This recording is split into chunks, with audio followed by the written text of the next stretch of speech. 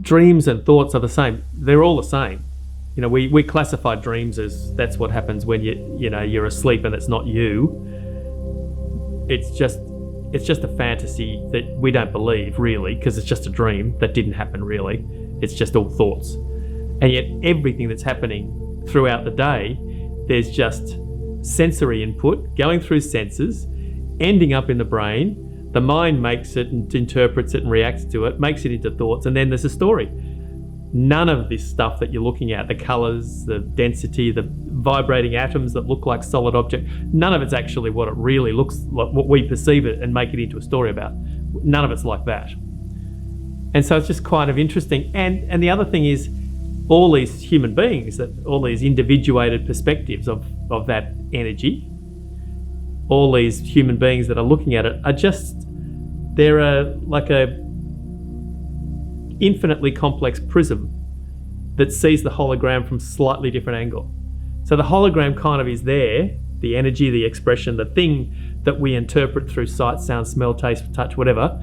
It's there kind of in some energetic whirlpooling. It looks like this from here, but only when it's filtered through this mind with all of its experiences and the senses and however they've learnt to work and wired since I've been a baby, whatever. They interpret and they go, it's like this. Oh, that's what it is. And then there's a story built onto that. So all of there's so many layers between what's actually there and what's thought it was there in the story, that the dream and that is so close together. You can't tell people it's a dream, but it's like that.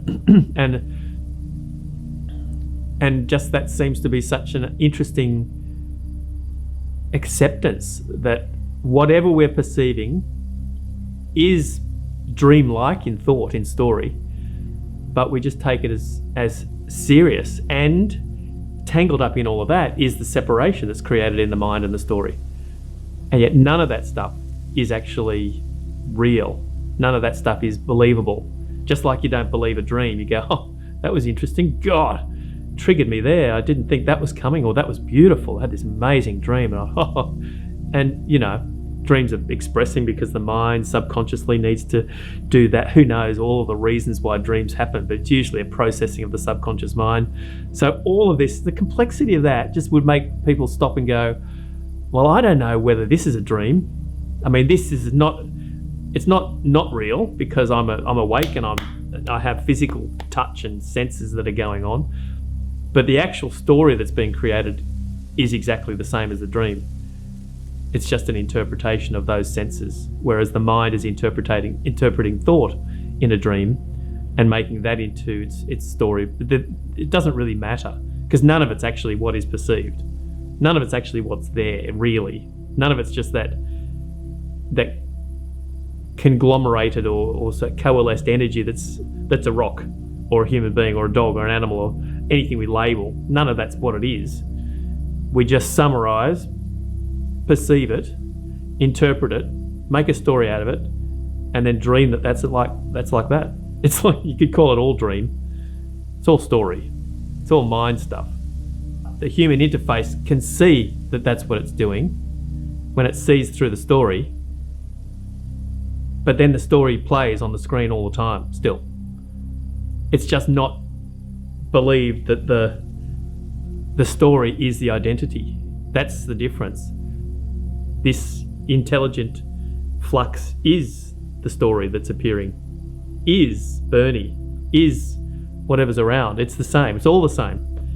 That's the mind-blowing thing about it. There cannot be any separation because it's all the same life. We call it life, energy, universe, intelligent design, whatever words, but it's all, I say it's just one connected soup. It's just a word, one connected flux. And all of these things are just appearing in it and changing it all the time, including this, including the thoughts, including Bernie, including this is the same thing. It's all the same thing, including the separation feeling. If it's let go of that the only way I can be is as a separate human being, if that's let go of and then said, what if that's not the only way it can be? How else would that be witnessed? How else would that be interacted as and with.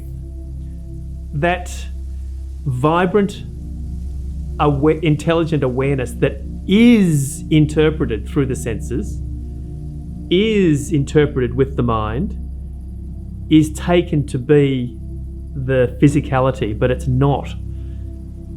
The vibrant, that thing that happens when there is observation and intelligent awareness is the energy that we are. That is the self. That is the self. And yet, because it goes through the senses, it gets isolated and identified as the senses and the body and the brain. But that intelligent, vibrant intelligence is what we are, what I am, what I am. So that's why these discussions are really good, because it just, all it does is just, this opens to look at itself without the contracted identification and separation. And that's all of this. This is the same. This is the same thing. This we, I, this me, you, this, all these textures of the same thing are saying hello to itself. It's infinitely vast and right here. So, as you say, so close that it's thought of as me, this body, but it's actually what is doing this. Everything, what is doing the cells.